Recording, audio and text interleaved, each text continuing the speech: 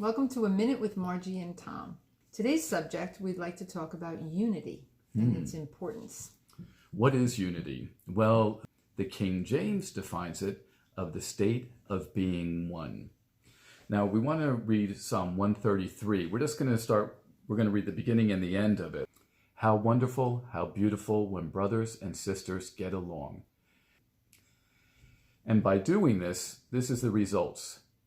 That's where God commands the blessings, ordains eternal life. Two rewards. That's where God commands the blessing, ordains eternal life. So what that tells me is that unity is a really important factor in God's life, in God's family, in God's children. He wants us to be unified. And if we look around right now, unity is not something that we see a lot of. So the enemy is distorting people's lives by taking the unity out of it, because the word also says that a house divided cannot stand. So we have an opportunity right now to stand together as one, as the children of God, or to allow disharmony to cause us to be in two different camps. And that's happening in the nation, and it's happening in our homes. I think the house foundation is such a strong word picture because everything else falls and is subject to the elements when you don't have a foundation. So those simple words, or sometimes we take them for granted, like that verse I just read, really has to be digested and chewed for unity. Because you are underneath the roof and going to have different opinions, and those are healthy opinions.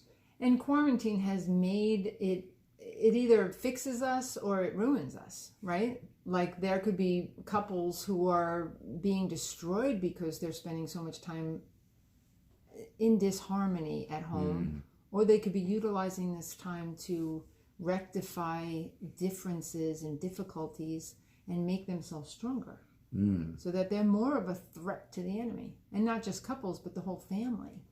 You know, God is really into family. And how many families are divided?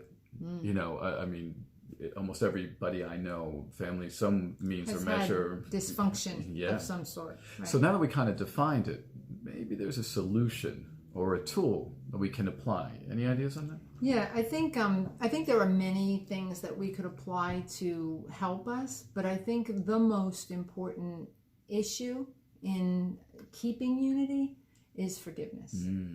And without forgiveness, we're not going to be able to have unity, because like we said in one of our other videos, there's always going to be differences. There's conflict. It's learning how to conflict well.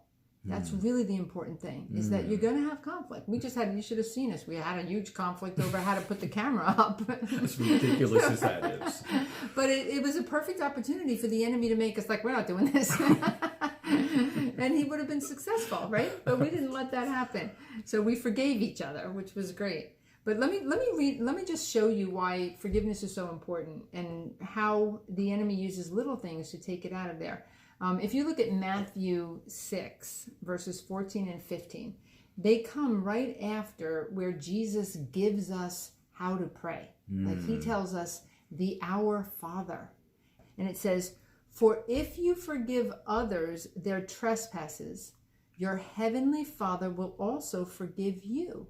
And then it says, "But if you don't forgive others their trespasses, neither will your Father forgive you."